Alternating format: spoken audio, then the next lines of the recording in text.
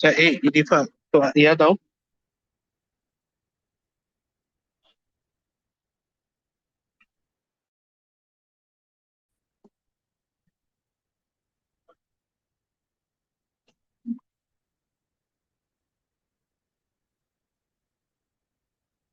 আচ্ছা, তো পরবর্তী যেটা পাইলাম সেটা হচ্ছে আমাদের বিয়ারের সূত্র পেয়ে গেলাম।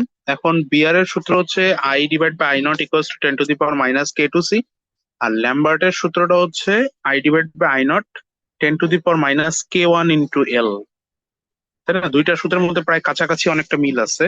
এখন আমাদেরকে যদি এই দুইটা সূত্র একখানে মার্চ করতে হয় একসাথে, তাহলে আমরা লিখবো হচ্ছে বিয়ার ল্যাম্বার্ট সূত্র। ল্যাম্বার্ট সূত্র। তো এক বিজ্ঞানী বলতেছেন হচ্ছেন I divide by I not এর ভ্যালু হবে 10⁻⁻k1 ইন্টু এল। এটা হচ্ছে বিজ্ঞানী ল্যাম্বার্ট মতে। আর বিজ্ঞানী বিয়ার মতে এই সেম জিনিস I by I not 10⁻⁻k two C. এখন যদি এই দুইজনকে একত্র করার চেষ্টা করি, তাহলে ওভারঅল আমরা একসাথে লিখতে পারি না যে I by I not equals to 10⁻⁻k1 k2 into L C লেখা যায় না? মানে বাম পাশ থেকে একবার নিব আর ডান পাশে হচ্ছে পুরোটাকেই নেওয়ার চেষ্টা করব, ঠিক আছে? তাহলে আমরা যেটা হবে, এই যে বাম পক্ষটা পুরোটা, এটাকে আমরা একবার ট্রাই নিব, আর একবার এটাকেও আমরা একবার নিব। এই দুইটাকে একসাথে নিয়ে এসে একবার, নাহলে দুইটাকে যখন একসাথে মার্চ করা হয় তখন আসলে ধ্রুবক আকারে ইউজ করি আমরা। তো ধ্রুবক আকারে ইউজ করার কারণে বাম পাশটা হচ্ছে একবার ইউজ করবো।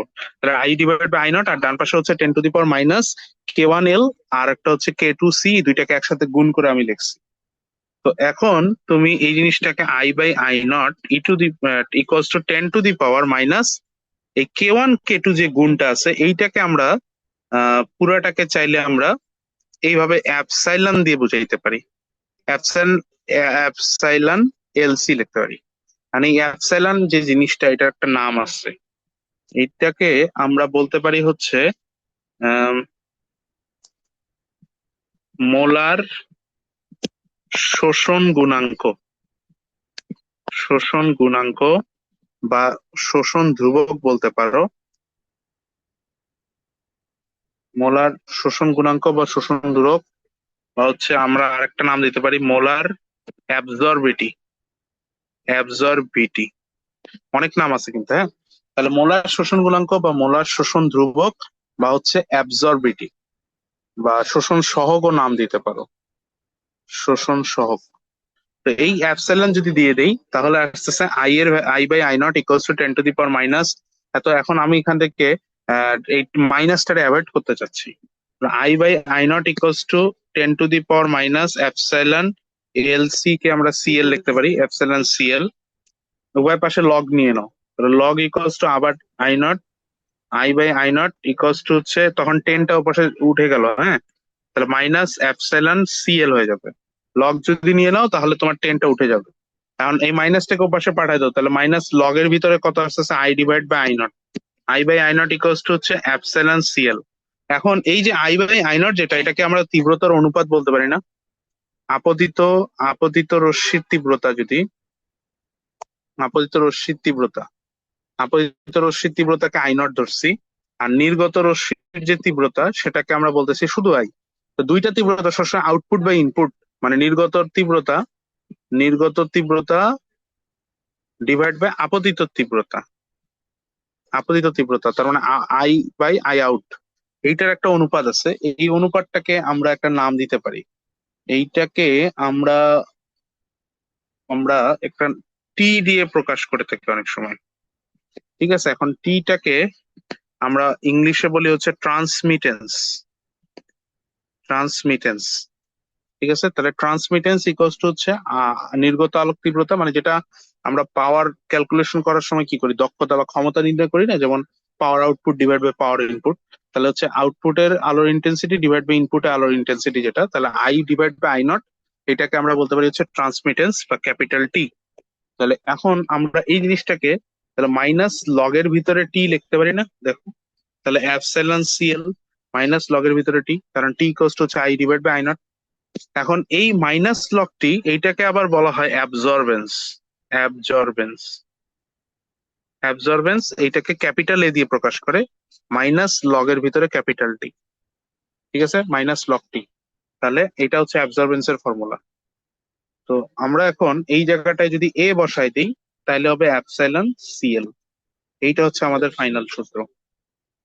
ঠিক আছে, এখন অ্যাবজর্বেন্স অ্যাবজর্বেন্স বের করার ক্যালকুলেশন হচ্ছে মোলার অ্যাবজর্বিটি, আর তার সাথে হচ্ছে ঘনমাত্রা ইন্টু সেলের যে পুরুত্বটা আছে সেই পুরুত্বটা। তাহলে জিনিসটা বুঝতে পারছো? এইখান থেকে এগুলাই ডাটা দেওয়া থাকে, এই ইনফরমেশন গুলো থেকে আমাদের এটা বের করতে বলতে পারে। আর অ্যাবজর্বেন্স কে আমরা বাংলায় বলতে পারি হচ্ছে উম, আলোর বিশোষণ মাত্রা। আলোর বিশোষণ মাত্রা। আচ্ছা, তাহলে আমি একটু সূত্রগুলো আরেকবার একটু রিক্যাপ করে দিই। ওভারঅল যে সূত্রগুলো এখানে দাঁড়াইলো আমাদের অঙ্ক করার জন্য, সূত্র আমাদের মুখস্থ রাখবো। আগে ফার্স্টে বিআর এর সূত্র মনে রাখবো। বিআর সূত্র বিআর সূত্র হচ্ছে আলোর আই বাই আই নট।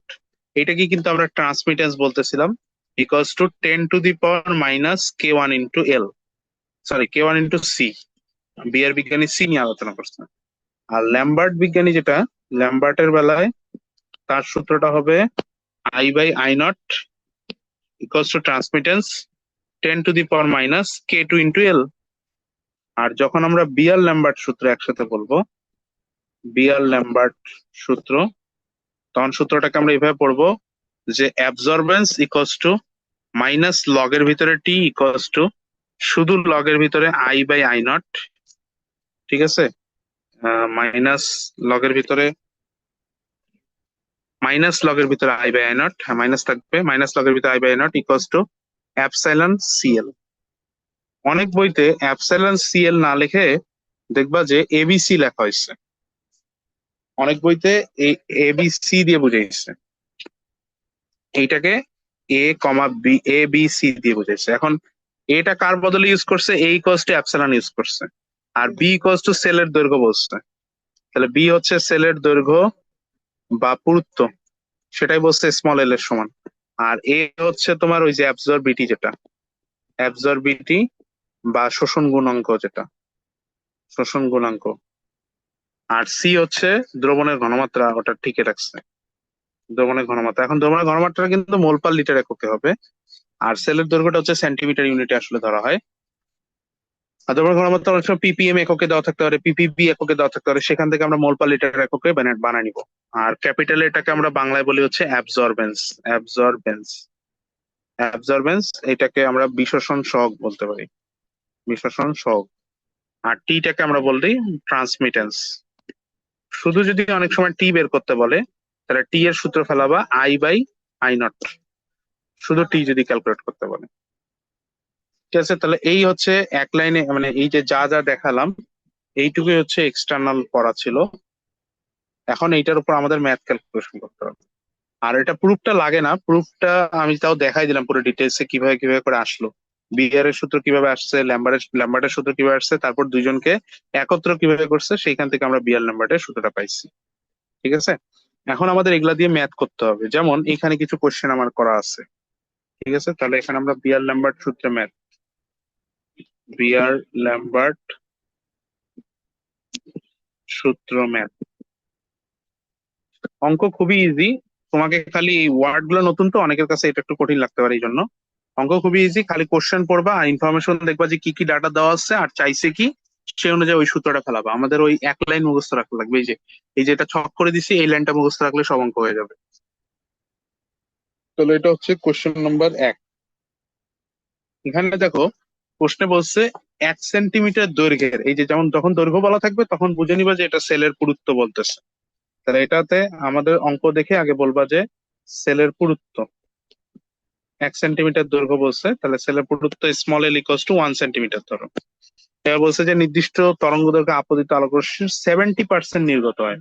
70% নির্গত হয়ে যাওয়া মানে বোঝাচ্ছে আই এর ভ্যালুটা হবে আই নট এর 70%, এটা বোঝাচ্ছে এর মিনিং। কারণ ইনপুটে তোমার হচ্ছে ইন্টেন্সিটিটা, আলোর ইন্টেন্সিটিটা বেশি থাকে, আর আউটপুট ইন্টেন্সিটিটা কমে যায়, তাহলে পুরোপুরি নির্গত হচ্ছে ইনপুটের 70%, তাহলে I equals to I not এর 70%। তাহলে এখান থেকে না আমরা আই নট বাই আই অথবা আই বাই আই নট এটা বের করতে পারি।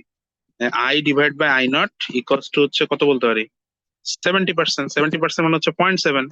আর এটা যদি জানি তাহলে এখান থেকে কি আমরা ট্রান্সমিটেন্সটা বের করে নিতে পারি না? ট্রান্সমিটেন্স ইকুয়ালস টু হচ্ছে 0.7, কারণ আমরা জানি ট্রান্সমিটেন্স সমান, এখানে বাংলায় লিখে দিই transmittance T equals to I by I not, এটা ইকুয়ালস টু হচ্ছে 0.7। এখন প্রশ্নে আরেকটা ইনফরমেশন দেওয়া আছে, বলছে যদি শোষণ ক্ষমতা বলতে ওই যে অ্যাবজর্বিটি, তাহলে অ্যাবজর্বিটি হচ্ছে এটা, তাহলে এটাকে লিখবো ক্ষমতা শোষণ ক্ষমতা অ্যাবজর্বিটি এপসাইলন ইকুয়ালস টু 2.0 হয়। তাহলে অতএব দ্রবণের ঘনমাত্রা চাইছে, দ্রবণের ঘনমাত্রা সি ইকুয়ালস টু হোয়াট? তাহলে এখন আমরা লিখবো যে আমরা জানি ক্যাপিটাল টি, যেহেতু বের করছি capital T equals to, sorry capital T তো না, capital A equals to minus log T, minus লগের ভিতরে T equals to epsilon CL. তো আমাদের এখান থেকে সি এর ভ্যালুটা চাইছে, তাহলে minus log T equals to epsilon CL, এখান থেকে সি নিয়ে আসো, মাইনাস লগের ভিতর T divided by epsilon L দিয়ে ভাগ দাও, তাহলে মাইনাস লগ অফ হচ্ছে 0.7, আর এপসাইলনের ভ্যালু হচ্ছে 2, আর এল এর ভ্যালু সেলের পুরুত্ব হচ্ছে 1। এটা দিয়ে ভাগ করলে যত আসে তখন হচ্ছে সি এর ভ্যালুটা তত মোল পার লিটার, এবং এটাই হচ্ছে তখন তোমার অ্যান্সার। ঠিক আছে, এটা হচ্ছে কোশ্চেন নাম্বার 1 এর সলিউশন। এবার কোশ্চেন 2 তে চলে যাই। কোশ্চেন 2 তে এখানেও বলছে যে এত তরঙ্গ দৈর্ঘ্যের একটা আলোক রশ্মি রঙিন দ্রবণের অ্যাবজর্বেন্স দেওয়া আছে। তো অ্যাবজর্বেন্স মানে কিন্তু তোমার ক্যাপিটালে, এনাকে লিখবা যে অ্যাবজর্বেন্স ক্যাপিটাল ইকুয়ালস টু 0.88। আচ্ছা, আর এখানে তরঙ্গ দৈর্ঘ্যটা কিন্তু লাগবে না, ল্যামডাটা লাগে না আমাদের, মোলার অ্যাবজর্বিটি দিয়ে দিছে। তাহলে মোলার অ্যাবজর্বিটি এটা অ্যাপসাইলন দিয়ে প্রকাশ করে, অ্যাপসাইলন 1.15 10⁻³ এককটা দেখে দেখে বসাই দিও, সেন্টিমিটার ইনভার্স মোল ইনভার্স। আর এটা হচ্ছে সেল পুরুত্বটাকে আমরা ধরি small L equals to 2 centimetre. এখন বলছে দ্রবণের ঘনমাত্রা, এখানেও দ্রবণের ঘনমাত্রাটাই চাইছে, দ্রবণের ঘনমাত্রাটাকে সি দিয়ে প্রকাশ করি। এটা তো অঙ্ক আরো easy, A equals to epsilon CL, এটা সূত্র। তাহলে আমরা জানি এ ইকুয়ালস টু এপসাইলন সিএল, তাহলে এখান থেকে সি ইকুয়ালস টু শুধু এ বাই এপসাইলন এল বসাইলে হয়ে যাচ্ছে। তাহলে এর ভ্যালু 0.88, আর এপসাইলনের ভ্যালু 1.15 10⁻³ আর এল এর ভ্যালু হচ্ছে 2 সেন্টিমিটার। তাহলে এগুলো সব বসাইলে এই যে এখানে তোমার অ্যান্সারটা দেওয়া আছে, এটা বই থেকে নেওয়া, তাহলে এই মানটা একবারে বসাই দিই, 3.826 10⁻⁻⁴ এত মোল পার লিটার। ঠিক আছে, এটা হচ্ছে দ্রবণের ঘনমাত্রা পাবো, এটা দ্রবণের ঘনমাত্রা। ঠিক আছে, এবার কোশ্চেন নাম্বার 3 এ চলে যাই। কোশ্চেন নাম্বার 3 দেখো, 550 ন্যানোমিটার তরঙ্গ দৈর্ঘ্যে একটা আলোর অ্যাবজর্বেন্স দেওয়া আছে। আমরা আগে প্রশ্নটা সলভ করার সময় প্রশ্ন পড়ে যা যা দেওয়া আছে ক্যাপিটালে দিয়েছে, লিখলাম অ্যাবজর্বেন্স হচ্ছে 0.82, আর ঘনমাত্রা দিচ্ছে সি, হচ্ছে 3.6607 10⁻⁻⁴ এত মোল পার লিটার। আর মোলার অ্যাবজর্বিটি মানে অ্যাপসাইলন দেওয়া আছে 1.12 × 10⁻³ হ্যাঁ লিটার সেন্টিমিটার ইনভার্স এবং মোল ইনভার্স। এখন সেল পুরুত্ব স্মল এল এর ভ্যালু হোয়াট? তাহলে আগের মতো A equals to epsilon CL, অতএব এল ইকুয়ালস টু হচ্ছে A divide by epsilon into C. তাহলে এ এর ভ্যালু 0.82, আর এপসাইলনের ভ্যালু হচ্ছে 1.12 10⁻³ ইনটু হচ্ছে সি এর ভ্যালু 3.6607 10⁻⁻⁴। তাহলে এখান থেকে হিসাব করলে এখান থেকে দেখবো যে 2 সেন্টিমিটার চলে আসবে। ঠিক আছে, এটাই তখন অ্যান্সার। আচ্ছা, এবার হচ্ছে কোশ্চেন নাম্বার 4 আছে এখানে, আবার এখানে কোশ্চেন নাম্বার 5ও আছে। কোশ্চেন নাম্বার 4 তাহলে তোমরা নিজের নির্ণয় করতে পারবা। এখানে বলছে যে মোলার অ্যাবজর্বিটি চাইছে, তাহলে মোলার অ্যাবজর্বিটি বলতে আমি দুইটাই সংক্ষেপে দেখাই দিই। ঠিক আছে, 4 নম্বরের সলভটাও দেখাই, 5-এরও দেখাই। তাহলে 4 নম্বরে কি কি দেওয়া আছে? অ্যাবজর্বেন্স দেওয়া আছে, তাহলে এ লিখবা 0.78, আর ঘনমাত্রা দেওয়া আছে 3.85 10⁻⁻⁴, আর সেলের পুরুত্ব দিয়ে দিছে 2 সেন্টিমিটার। ঠিক আছে, আর এককগুলো কিন্তু লিখিও মোল পার লিটার।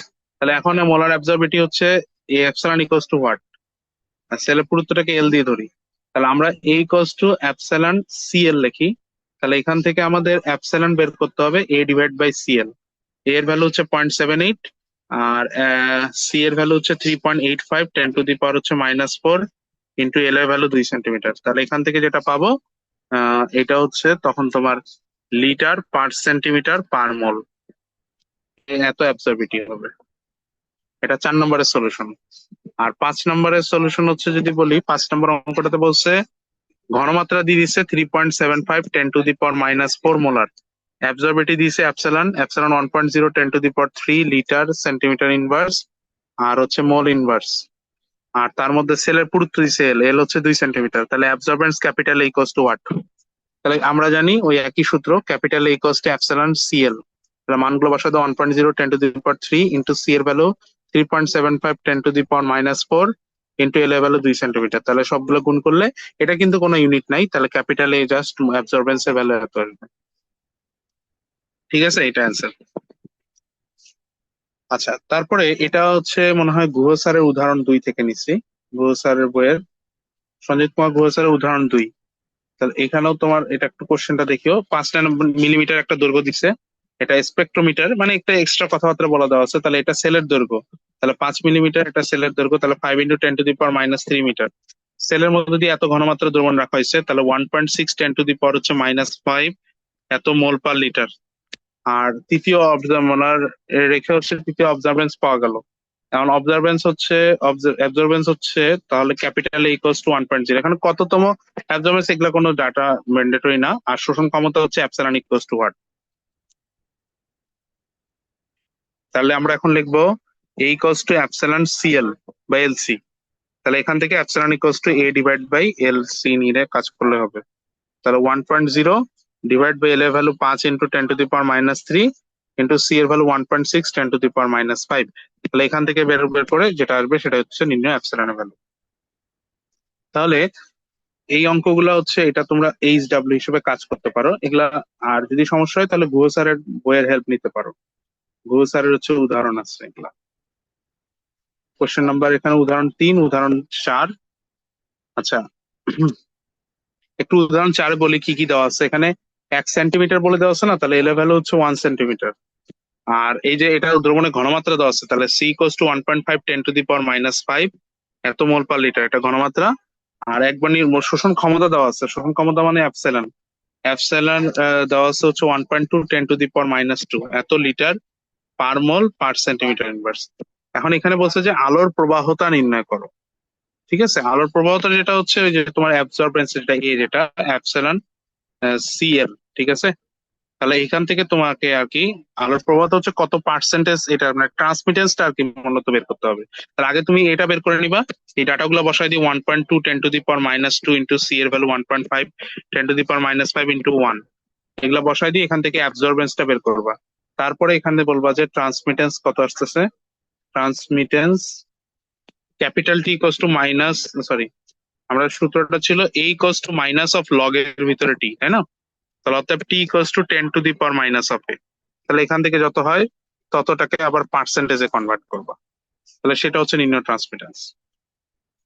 আচ্ছা, এটা কিন্তু হচ্ছে ইঞ্জিনিয়ারিং কোশ্চেনে ব্যাংকে ছিল, ইঞ্জিনিয়ারিং কোশ্চেন ব্যাংক।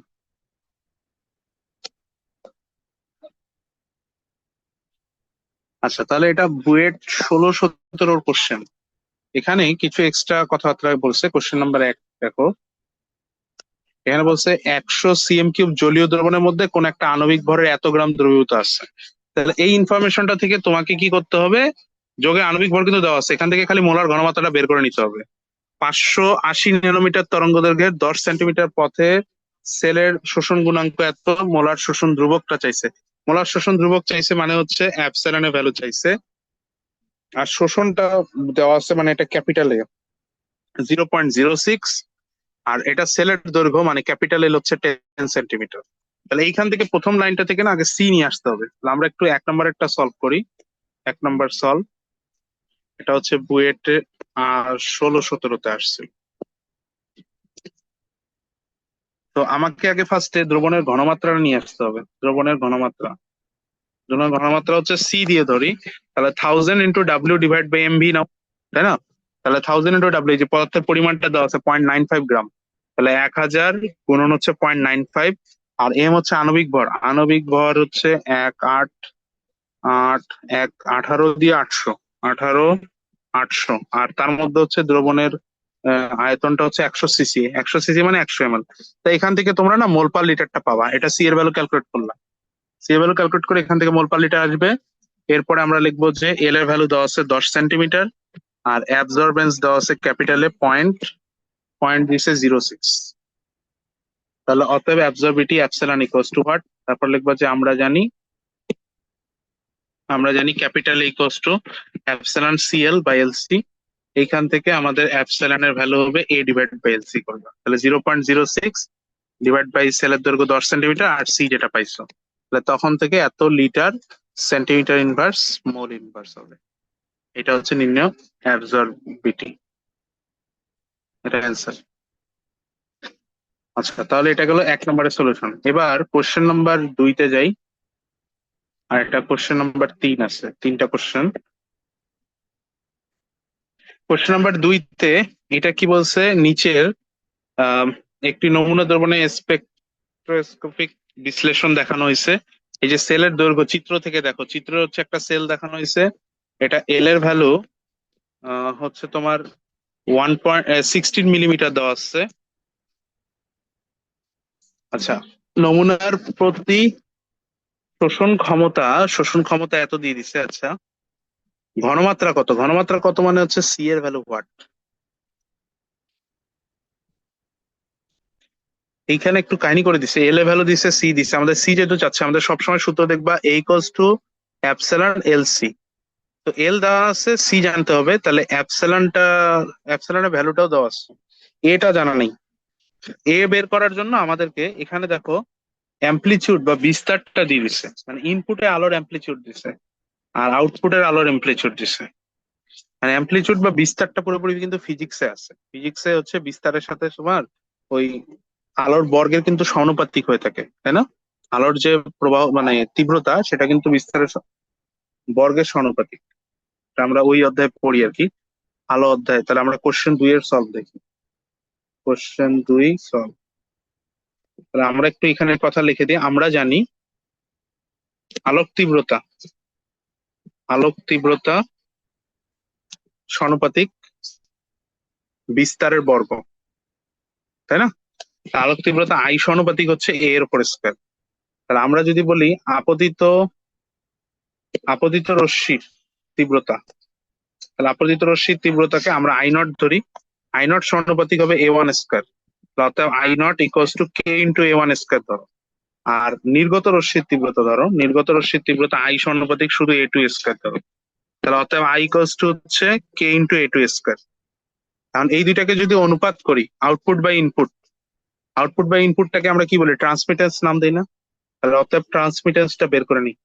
ট্রান্সমিটেন্স হচ্ছে ক্যাপিটাল টি ইকুয়ালস টু আউটপুটের আলোর তীব্রতা ডিভাইড বাই ইনপুটের আলোর তীব্রতা, অর্থাৎ K two square divide by K into A1 square. তাহলে আমাদের অতএব transmittance T equals to A2 square by A1 square. এখন তোমার প্রশ্নে কিন্তু এই A2 A1 দেওয়া আছে, এই যে ইনপুটেরটাকে A1 ধরবা এত বিস্তার, আর আউটপুটেরটা হচ্ছে A2 ধরবা 0.3 সেন্টিমিটার। ঠিক আছে, তাহলে এখানে পাশে লিখে দেই A1 ইকুয়ালস টু 0.5 সেন্টিমিটার, আর A2 ইকুয়ালস টু হচ্ছে 0.3 সেন্টিমিটার। তাহলে মানগুলো বসাই দিই, 0.3 ডিভাইড বাই 0.5, তারপরে হোল স্কয়ার। এটা হচ্ছে নির্ণয় ট্রান্সমিটেন্স। এখন এই ট্রান্সমিটেন্সটা পাইছি, তাহলে অতএব অ্যাবজর্বেন্সটা বের করে নিই। তাহলে অ্যাবজর্বেন্স হচ্ছে ক্যাপিটাল ইকুয়ালস টু মাইনাস লগের ভিতরে টি। তাহলে মাইনাস লগের ভিতরে এই ভ্যালুটা বসাই দিবা, 0.3 ডিভাইড বাই 0.5 এর উপরে হোল স্কয়ার। এখন লিখবো আমরা জানি capital A equals to epsilon L C. L এর ভ্যালু হচ্ছে, সেলের দৈর্ঘ্যটা দিয়ে দিছে মনে হয়, কত দিছিল, 16 মিলিমিটার, আর শোষণ গুণাঙ্ক 2 দিছিল, 16 মিলিমিটার দিছে। 16 মিলিমিটার মানে 16 × 10⁻³ মিটার। আর শোষণ গুণাঙ্ক যেটা, সেটা epsilon equals to 2 litre per gram দিছে পার সেন্টিমিটার ইনভার্স যেটা আছে।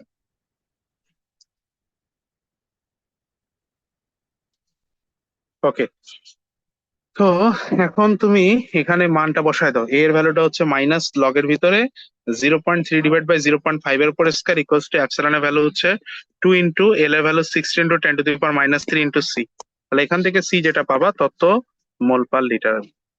তত আসলে মোল পার লিটার না, এটা গ্রাম পার লিটারে পাবো, কারণ এর এককটা এখানে গ্রামে আছে, এই জন্য এখানে গ্রাম পার লিটারে পাবা। এখন যদি যৌগের ভর থাকতো তাহলে আণবিক ভর দিয়ে ভাগ দিলে তাহলে এটা মোল পার লিটার চলে।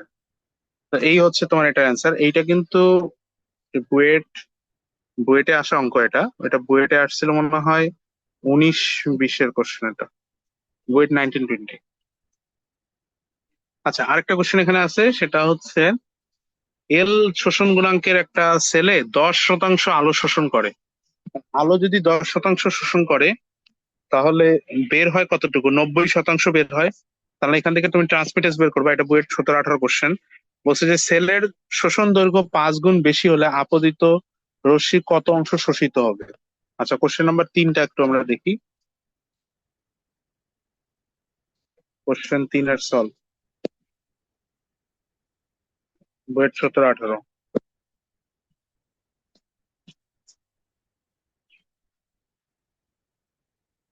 এখানে 10% আলোটা শোষণ করছে না? তাহলে 10% আলো শোষণ করলে এখানে লিখে দিবা যে 10% আলো শোষণ হলে নির্গমন কতটুকু হবে? নির্গমন হবে 100 মাইনাস 10, 90%। এর মানে দাঁড়াচ্ছে আই এর ভ্যালুটা হবে আই নট এর 90%। তাহলে সুতরাং আই বাই আই নট, যেটাকে আমরা ট্রান্সমিটেন্স বলি, ট্রান্সমিটেন্স, এটার ভ্যালুটা এক্সাক্ট 90% আসতেছে, মানে 0.9। ওকে, এখন আমাদের সেলের দৈর্ঘ্যটা কি বলছে? সেলের দৈর্ঘ্যটা মনে হয় 5 গুণ বেশি হলে, তাহলে পূর্বে সেলের দৈর্ঘ্য কত এটাকে ধরি। পূর্বে লিখি হচ্ছে সেল দৈর্ঘ্য হচ্ছে L1 = L ধরি। আর তাহলে পূর্বে যদি সেল দৈর্ঘ্য, তাহলে অ্যাবজর্বেন্স হচ্ছে এপসাইলন সি এল ওয়ান ধরো, হ্যাঁ। তাহলে এর ভ্যালুটা হচ্ছে মাইনাস লগের ভিতরে T, minus log T equals to epsilon C L one, আর মাইনাস লগের ভিতরে 0.9 বসাবা equals to epsilon C L one. ঠিক আছে, এটা হচ্ছে 1 নম্বর সমীকরণ দিয়ে রাখি, এটা 1 নম্বর সমীকরণ দিই, হ্যাঁ। এবার দ্বিতীয় ক্ষেত্রে বের করি, সেটা একটু নিচে নিয়ে যাই। এটা হচ্ছে প্রথম ক্ষেত্রে।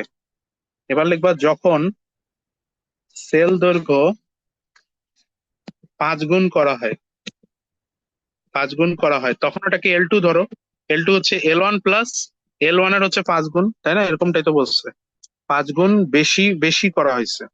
দৈর্ঘ্য হচ্ছে 5 গুণ, থামো, বাড়াইছে বলছে কিনা, সেলের দৈর্ঘ্য 5 গুণ বেশি হলে, পূর্বে অপেক্ষা হচ্ছে 5 গুণ বেশি হলে, হ্যাঁ। তাহলে পূর্বের থেকে 5 গুণ বেশি মানে 6L1 ধরো, তাহলে 6 × L করো, এটা L2 এর ভ্যালু, পূর্বের থেকে 5 গুণ বেশি হয়ে গেছে। তাহলে এখন নতুনটার জন্য তাহলে অ্যাবজর্বেন্স এ ইকুয়ালস টু হবে epsilon L2 into C, epsilon C into L2। তাহলে এই অ্যাবজর্বেন্স এর ভ্যালু মাইনাস লগের ভিতরে এখন নতুন ট্রান্সমিটেন্স ধরো T2 ধরো, অ্যাপসিলন সি L2 ধরো। তাহলে এই জায়গাটায় আমরা অ্যাপসিলন সি ইন্টু 6L লিখতে পারি, মানে 6 অ্যাপসিলন CL মাইনাস লগের ভিতরে T2। এইটাকে ধরো হচ্ছে 2 নম্বর ইকুয়েশন। ঠিক আছে, 2 নম্বর ইকুয়েশন। তাহলে এটা 1 নম্বর আর ওটা 2 নম্বর। এখন আমরা এই দুইটা অনুপাত করে দিই, হ্যাঁ। আর L1 = L ধরছি না, তাহলে L1 এর জায়গায় আমি L লিখে রাখি। কাকে কোনটা দিয়ে ভাগ দেওয়া যায়? 2 ভাগ 1 করে দিই। 2 ভাগ যদি 1 করি তাহলে আসতেছে মাইনাস লগের ভিতরে টি ডিভাইড বাই মাইনাস লগের ভিতরে 0.9 equals to epsilon 6 epsilon CL divide by শুধু এপসাইলন CL। তাহলে এপসাইলন CL কাটা, শুধু 6 থাকে, মাইনাস মাইনাস কাটা, তাহলে থাকে লগের ভিতরে টি ইকুয়ালস টু 6 ইন্টু লগের ভিতরে 0.9। এখন তুমি এখান থেকে ক্যালকুলেশন খালি করবা, তাহলে 6 ইন্টু লগ অফ হচ্ছে 0.9 ধরে করো, এটা আসতেছে হচ্ছে -0.2745। তাহলে এটা লগ অফ টি, তাহলে অর্থাৎ টি ইকুয়ালস টু হবে 10⁻⁻⁻ -0.2745। 10⁻⁻ অ্যান্সার বসায় দিই 0.53, 0.53144। এইটা হচ্ছে নিম্ন ট্রান্সমিটেন্স। ট্রান্সমিটেন্স যত, তাহলে সেই ক্ষেত্রে অতএব শোষণ শোষণ হবে হচ্ছে না, শোষণ তো না, এটা হচ্ছে নির্গমন হবে। আমরা ট্রান্সমিটাস দিয়ে কিন্তু নির্গমনটা বের করি। নির্গমন হবে কতটুকু? 53.144%। আর 53 তাহলে ওটা শোষণ কতটুকু হবে? তাহলে শোষণ হবে হচ্ছে 100 থেকে 53.144, এটা বাদ দাও।